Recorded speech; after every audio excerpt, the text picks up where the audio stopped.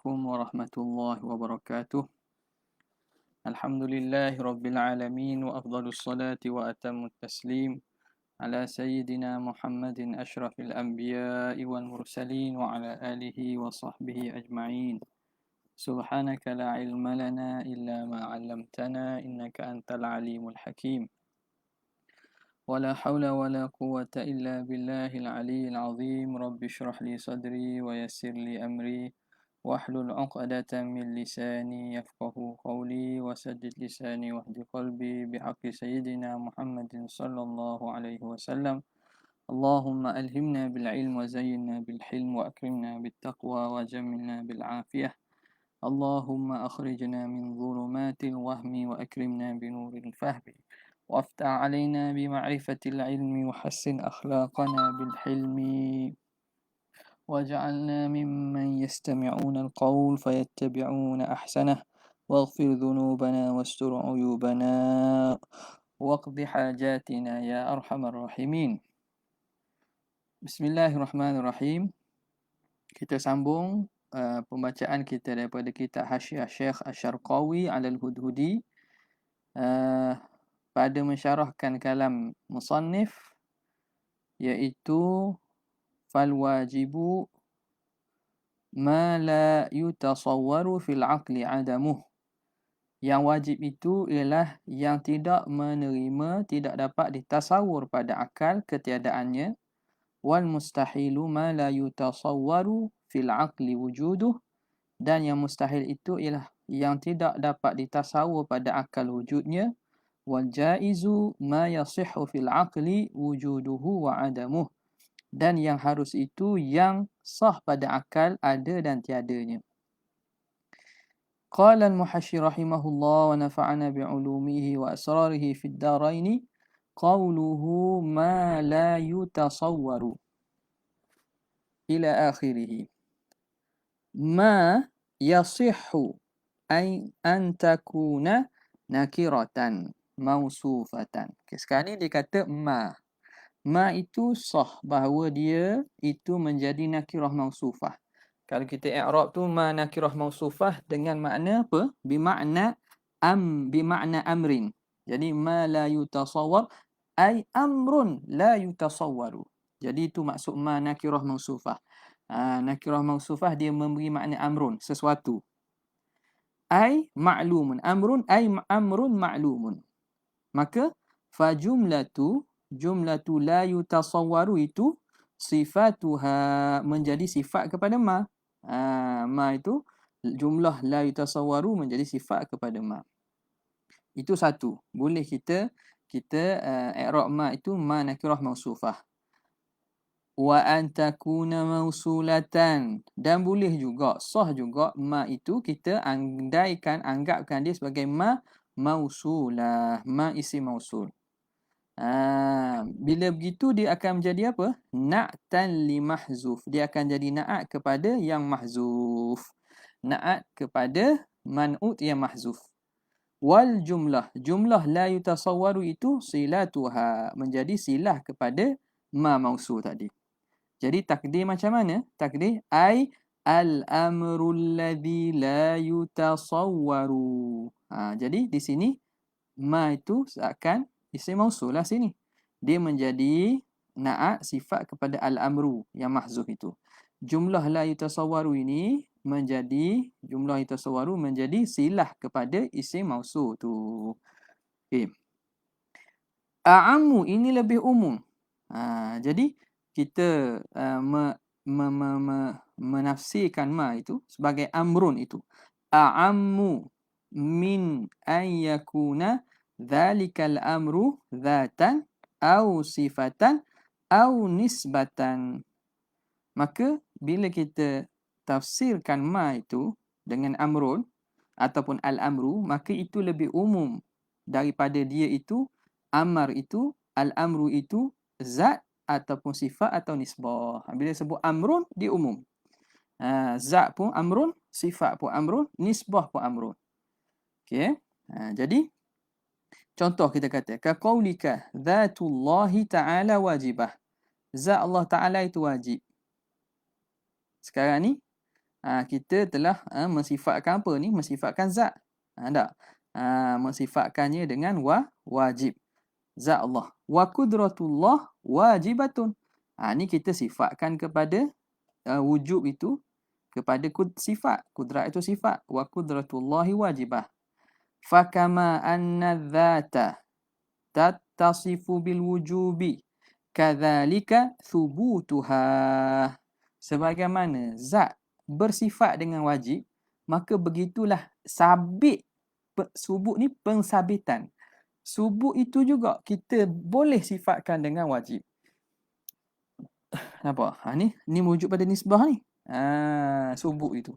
Maka sebagaimana zat itu wajib, nisbah ataupun subut itu pun kita sifatkan, boleh sifatkan dengan wajib juga.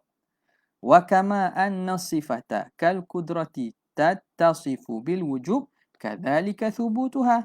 Sebagaimana sifat seperti kudrat, dia tu bersifat dengan wujub, bersifat dengan wajib, maka begitulah sabitnya sifat bagi zat itu, sabit itu bersifat dengan wajib juga. Kadzalika thubutuha lahu ta'ala. Wa kadza yuqal, dan demikianlah dikatakan fil istihalah, pada istihalah. Ada contoh tak sini? Ada contoh tak? Tak ada contoh, kita kata sekejap tak ada. Jadi kita ambil contoh lah, kita buat contoh. Maka kudratullah wajibah. Kudrat Allah itu wajib. Itu kita sifatkan wujud pada kudrat. Subutul kudrah wajibah. Pensabitan kudrat tu juga kita boleh kita sifatkan dengan wujud. Zatullah wajibah. Zat Allah Ta'ala wajib. Itu kita mensifatkan zat dengan wujud. Subut zat itu pun subutul kudrah, subutul zat, subutul subutul wujud li zat. Sabitnya ada bagi zat itu wajibah. Jadi sabit pensabitan atau nisbah pun kita boleh sifatkan dengan wujud, istihalah dan jawaz. Tengok ni, dia kembali pada ni lah. Apabila kita kata ma la yutasawwaru, ma la yutasawwaru itu kembali kepada amrun, maka amrun itu umum. Sama ada dia zat, sifat atau nisbah. Nampak dia? Subut ni lah.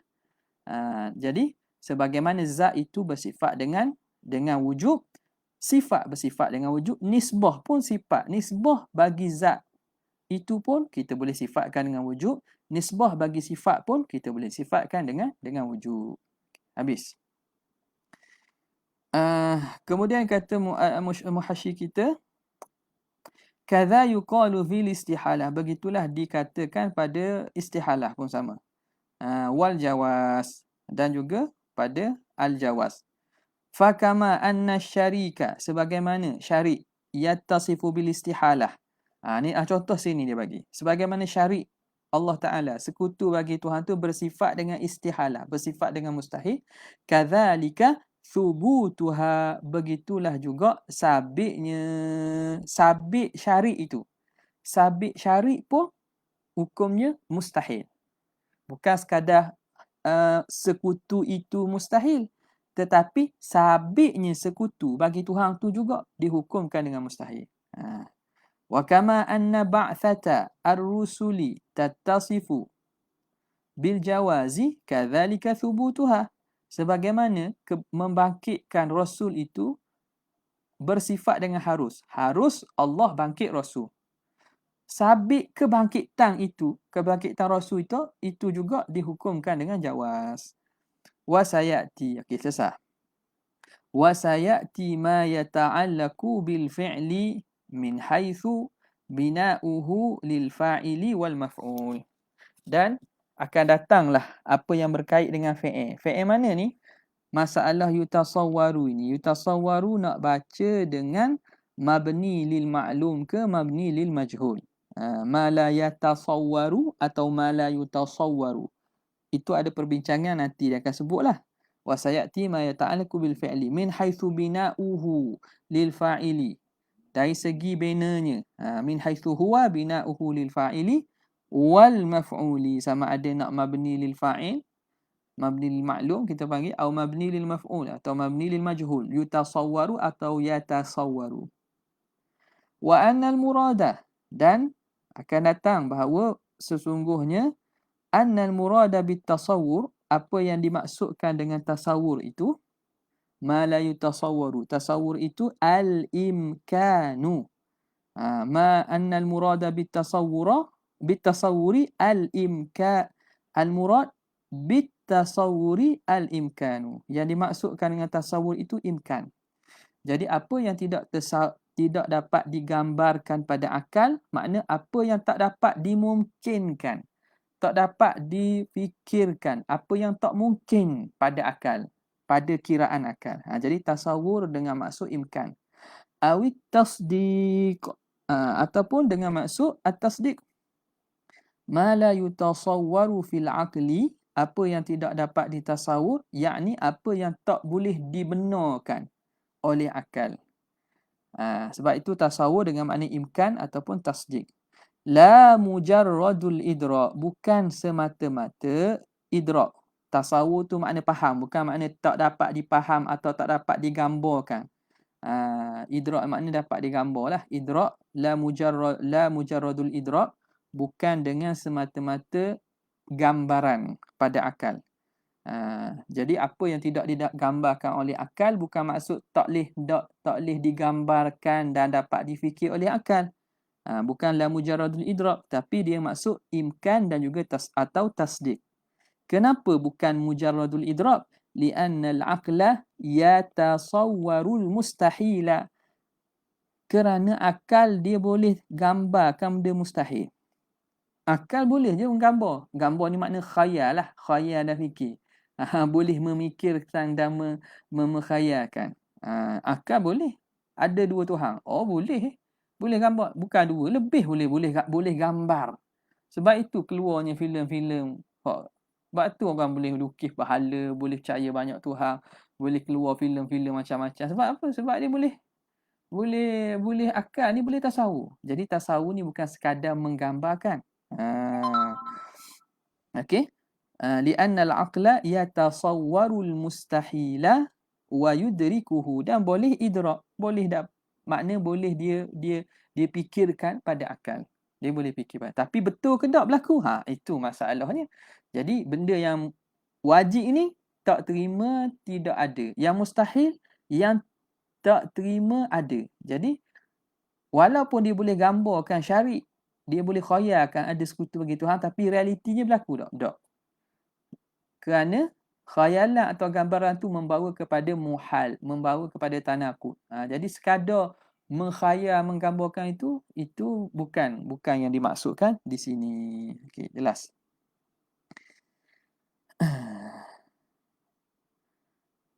Qauluhu nazzala syekh. Kita masuk pada qaul, perkataan syarih pula, Syekh Al-Hudhudi. Qala syarihu nazzala الشيخ رضي الله تعالى عنه اعلم منزلة أما بعد في الدلالة على الشروع في المقصود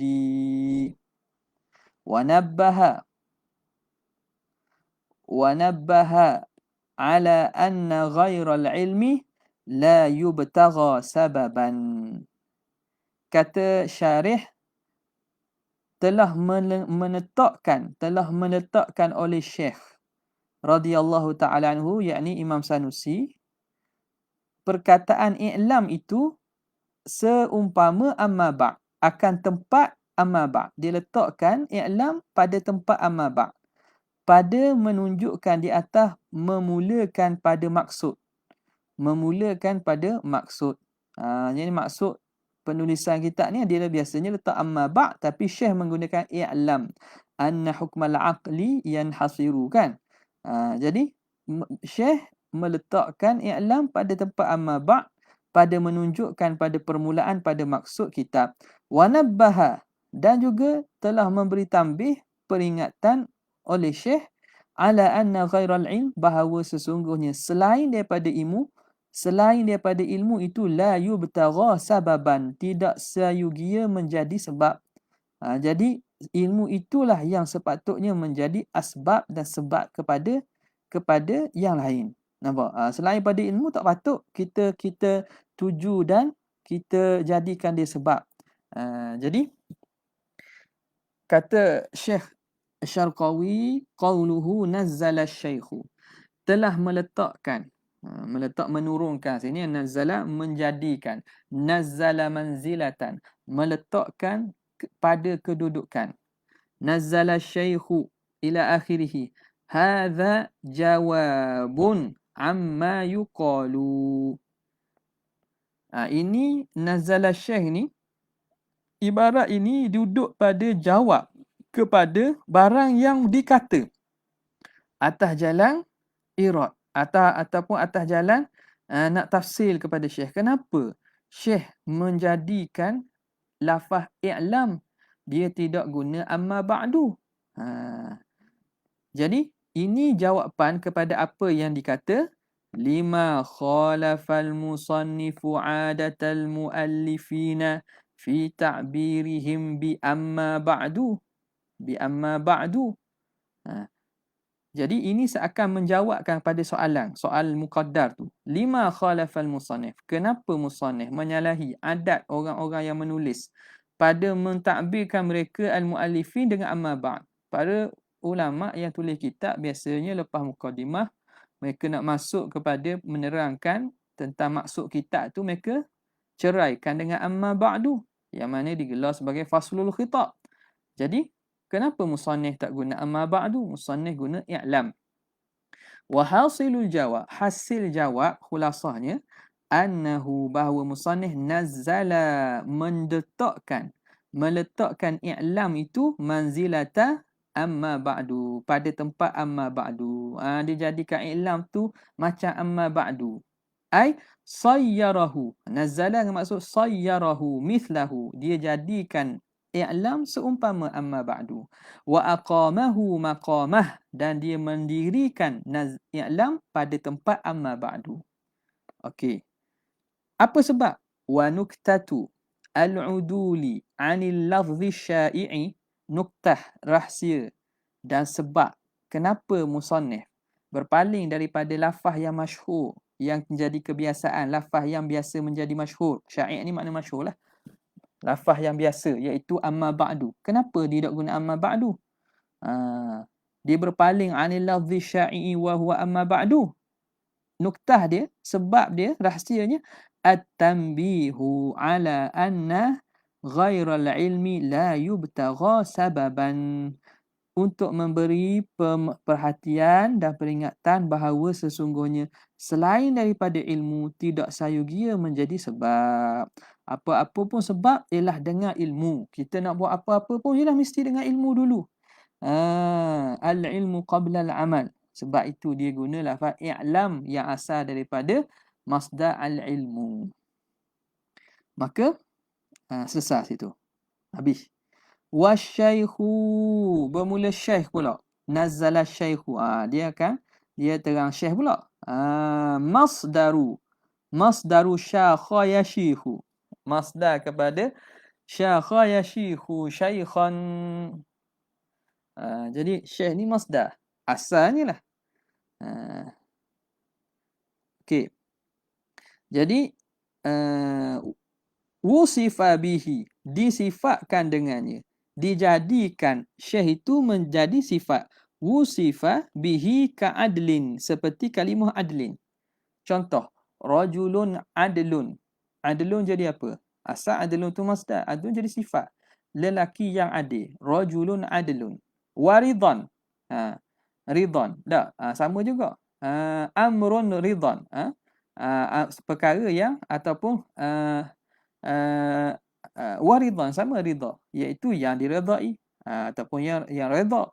Jadi adlun wusifa bihi ka'adlin waridhan, seperti adil dan ridha.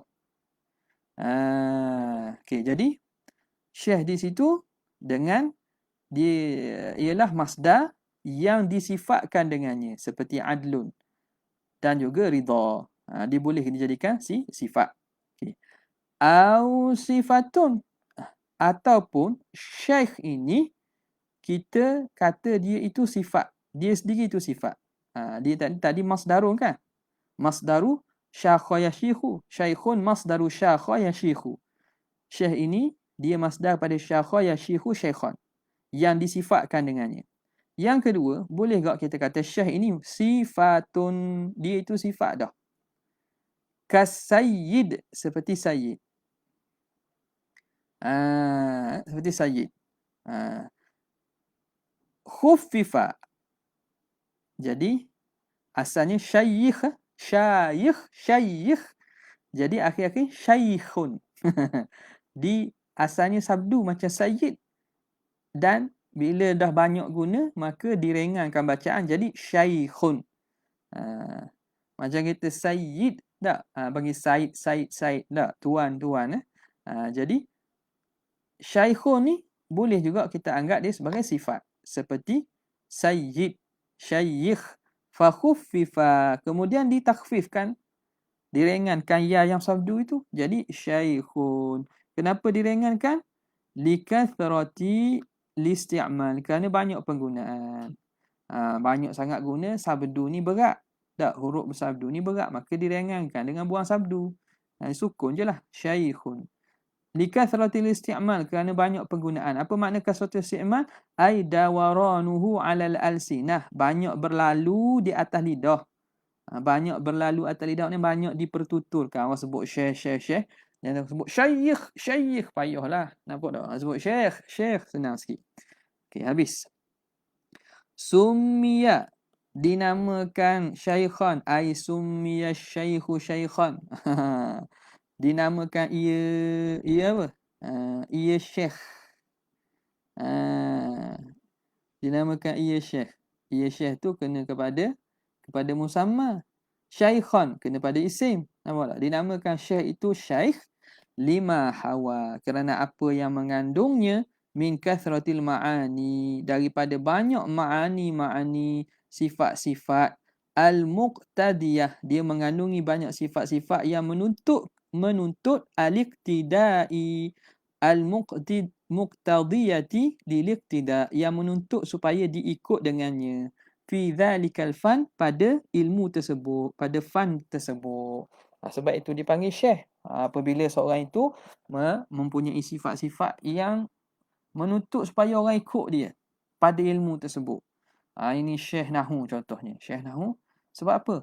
Dalam dia mempunyai sifat-sifat yang maknanya menyebabkan orang ikut dia.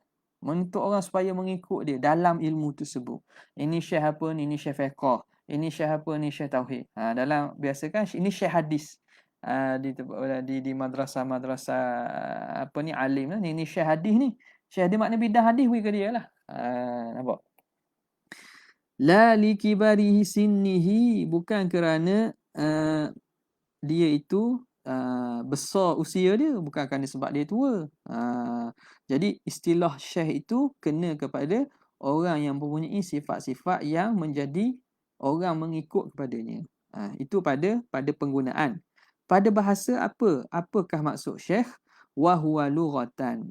Dan syekh pada lughah itu man balagha arba'ina sanatan ila akhiri umrihi. Orang yang mencapai 40 tahun sehingga akhir umur dia. Maknanya 40 tahun ke atas dipanggil syaikh. Fa innan nasa yuqalu lahum, kerana manusia ni dikata kepada mereka yuqalu lahum atfalun. Ni tengok dia letak kronologi masa usia manusia. Tak, tempoh usia manusia.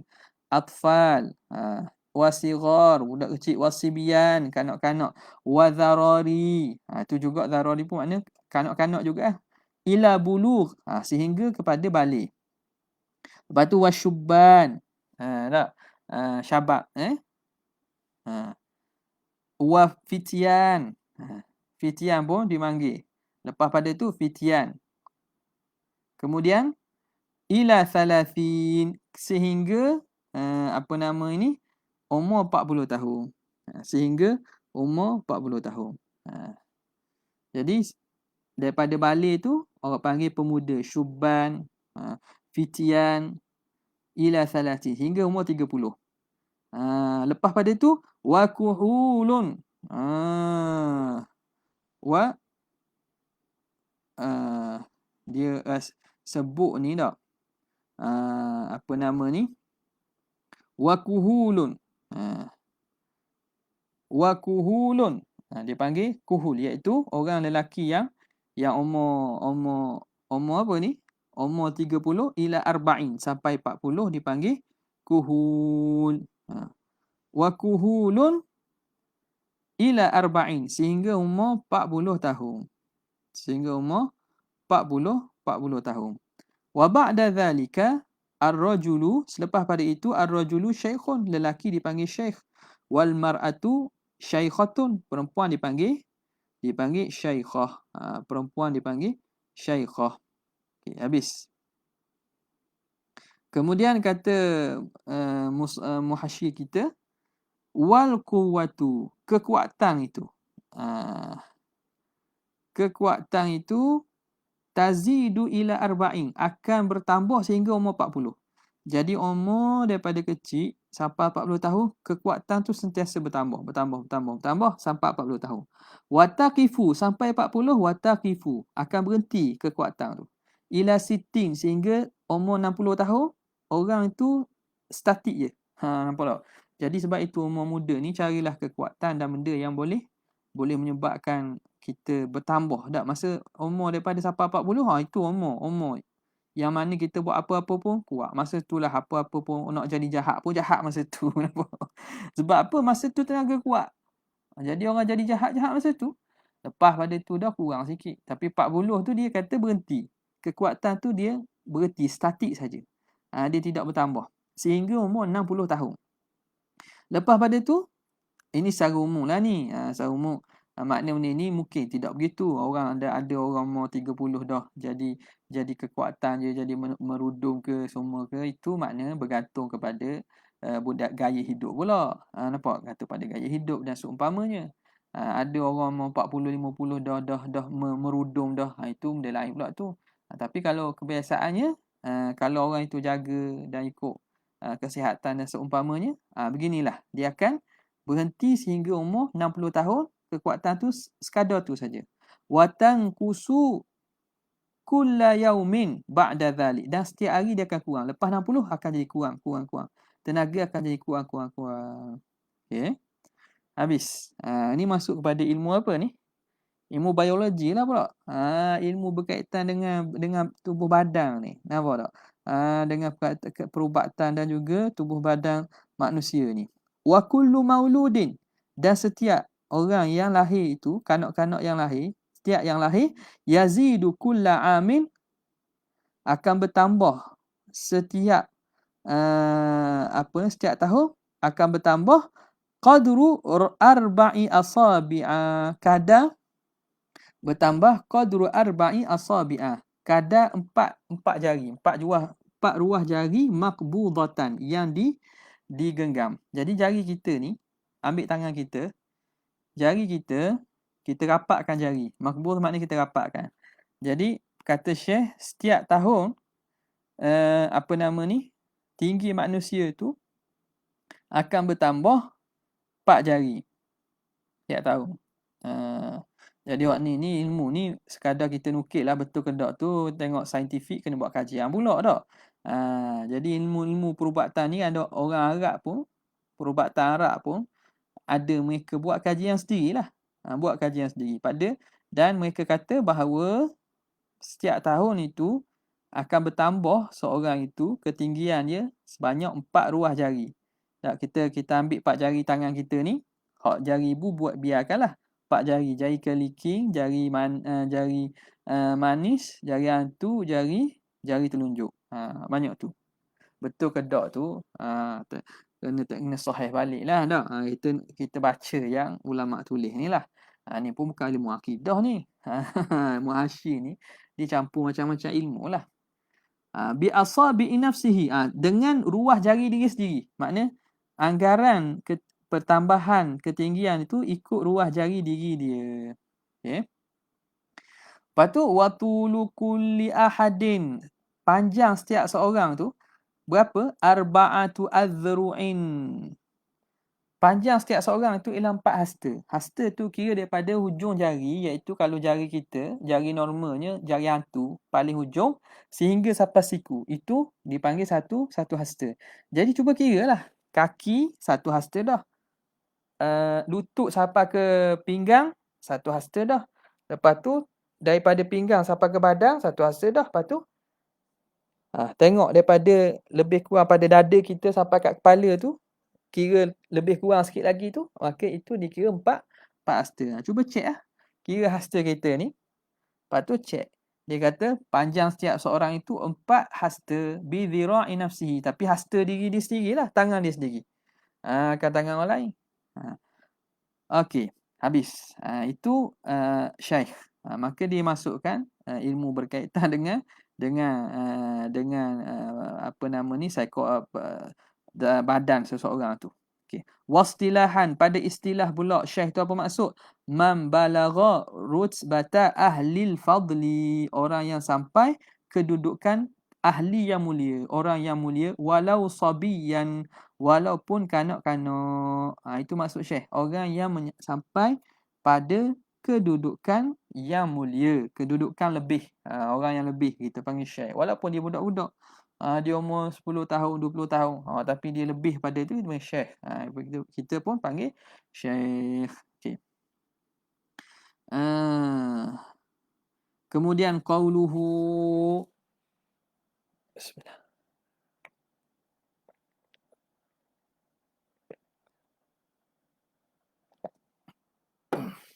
Qauluhu radhiyallahu anhu.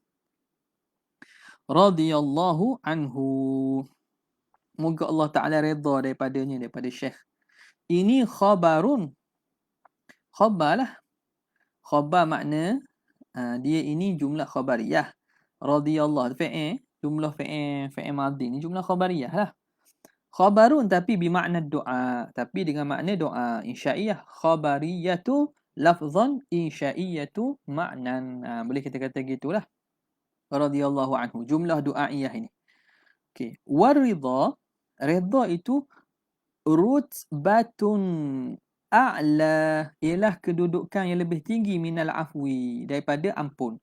Redha dari segi kedudukan dia lebih tinggi daripada afun, keampunan. Kenapa? Li'anna ridha bisyai'i qabuluhu, kerana redha dengan sesuatu tu ialah penerimaan. Bila redha makna Tuhan terima. Fahuwa a'la minal afwi, itu lebih tinggi daripada ampun, daripada maaf. Kenapa? Allazi huwal musamahah, kerana ampun itu makna musamahah. Allah Ta'ala maaf, Allah Ta'ala ampun. Jadi ampun dengan redha mana tinggi? Tinggi redha lah. Wa adamul muakhadhah, dan Tuhan tidak dikira dosa, tak ambil dosa. Adamul muakhadhah, tidak mengambil dosa. Tuhan ampun mana Tuhan tak ambil dosa. Jadi redha lebih tinggi pada afu. Wa yushiru ila dhalika, dan mengisyaratkan pada demikian itu qaulu ba'dihim, perkataan sebahagian pada ulama ahli sufi. Dia kata Allahumma rudi, ya Allah redakan. Fa illam tarda, kalau kamu tak redha, fa'fu, ampunkanlah. Ya Allah mu redalah aku, kalau mu tak redha, ampunlah. Jadi redha tu lebih tinggi daripada keampunan. Nampak? Fa innal maula, kerana sesungguhnya al maula, Tuhan itu, qad ya'fu, kadang-kadang dia ampun, wala yarda. Allah Ta'ala ampun, tapi dia tak redha. Ada Allah Ta'ala ampun, tapi redha ni benda tinggilah. Wa ridahu ta'ala, dari keredaan Allah Subhanahu wa ta'ala. Redha Tuhan tu imma sifatu fi'lin, sama ada dia tu sifat fi'il. Redha pada hak Tuhan ni, kita boleh kembalikan dia sama ada sifat fi'il.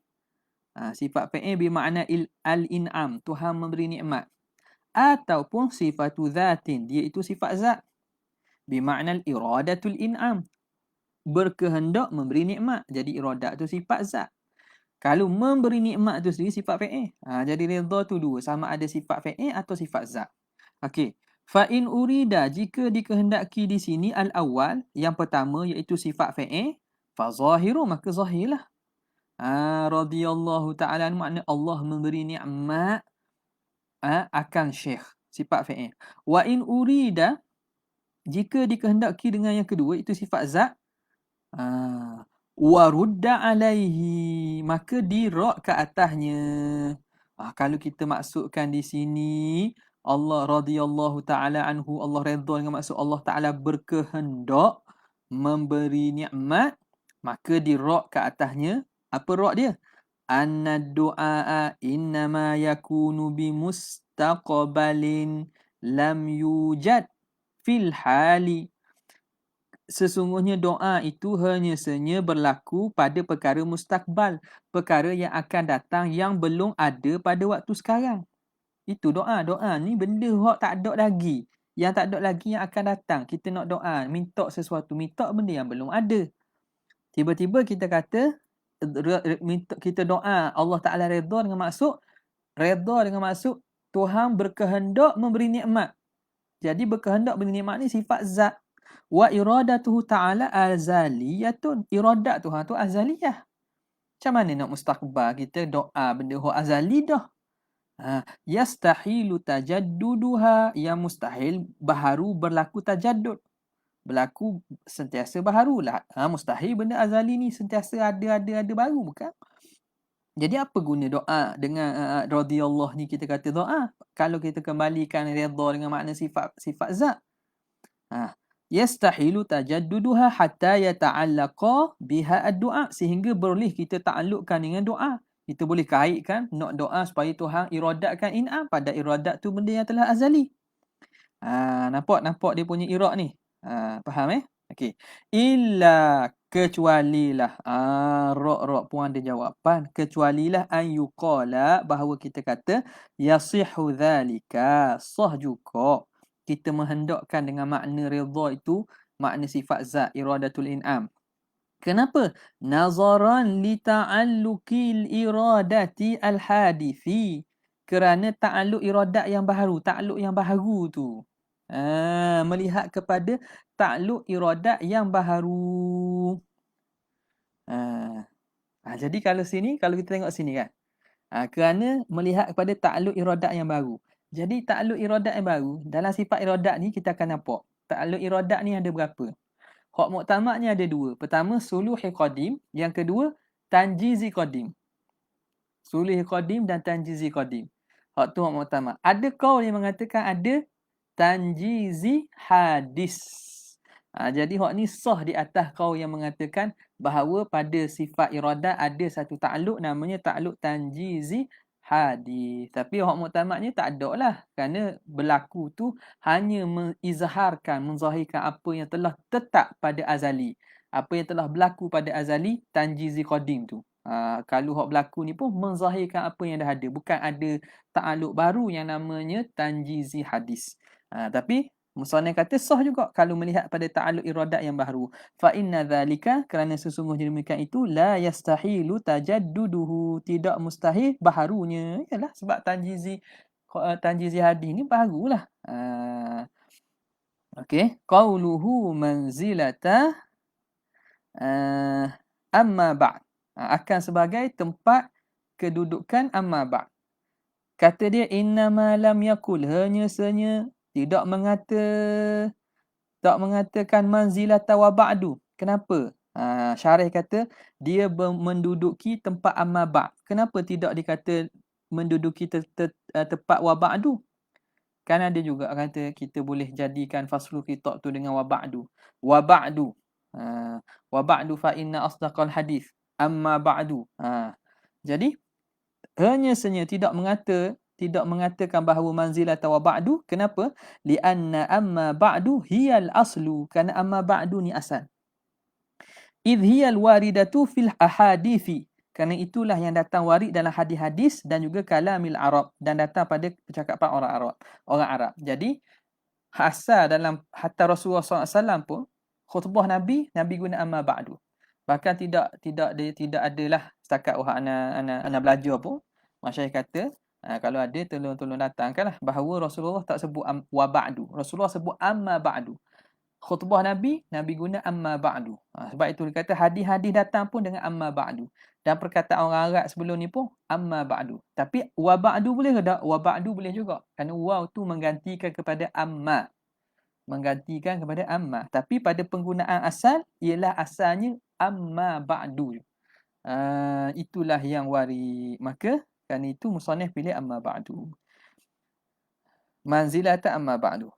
Qauluhu fid dalalati wallahu ta'ala a'la wa a'lam. Sekadar itu sajalah untuk malam ini. InsyaAllah kita akan sambung pada kesempatan yang akan datang. Wabillahi taufiq wal hidayah. Assalamualaikum warahmatullahi wabarakatuh.